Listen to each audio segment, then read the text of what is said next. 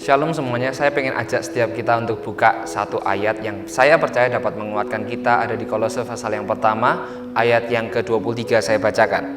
Sebab itu kamu harus bertekun dalam iman, tetap teguh dan tidak bergoncang, dan jangan mau digeser dari pengharapan Injil yang telah kamu dengar dan yang telah dikabarkan di seluruh alam di bawah langit, dan yang aku ini Paulus telah menjadi pelayannya.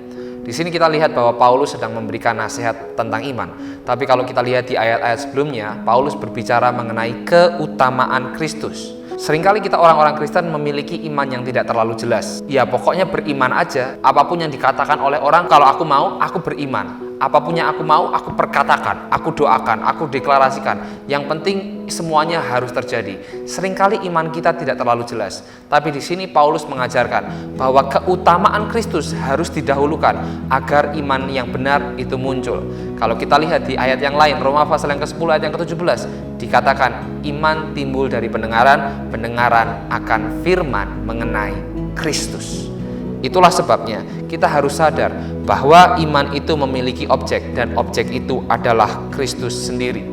Kalau kita lihat di Lukas pasal yang ke-24, kita melihat bahwa Yesus saat itu ketika dia bangkit, dia bertemu dengan para murid di perjalanan di Emmaus, lalu dia menjelaskan mengenai pribadinya di kitab-kitab Taurat.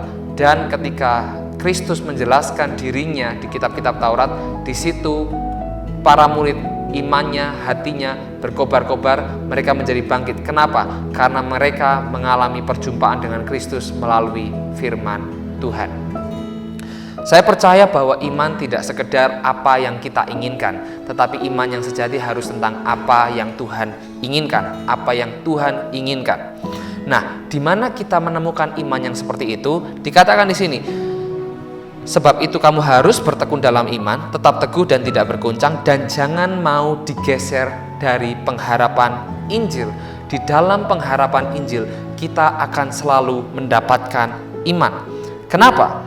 Karena di dalam Injil kita melihat bahwa ternyata iman tidak sekedar berbicara mengenai apa yang kita inginkan, tetapi apa yang Tuhan sudah kerjakan. Dan dari dasar tersebut, kita memiliki pengharapan terhadap pemeliharaan Tuhan di dalam kehidupan setiap kita. Iman kita bukan tentang seberapa besar keinginan kita untuk mendapatkan sesuatu, tetapi iman bicara mengenai seberapa besar pengorbanan Tuhan untuk mendapatkan setiap kita. Sebab iman sejatinya bukan tentang kemampuan kita, namun tentang kemampuan Allah. Saya mengajak setiap kita untuk membagikan pesan ini kepada teman-teman kita yang sedang bergumul dan berjuang dalam iman, supaya setiap kita memiliki iman yang benar yang berpusat pada Yesus Kristus sendiri. Itu semua dapat kita semua terima dari pemberitaan Injil. Tuhan Yesus memberkati.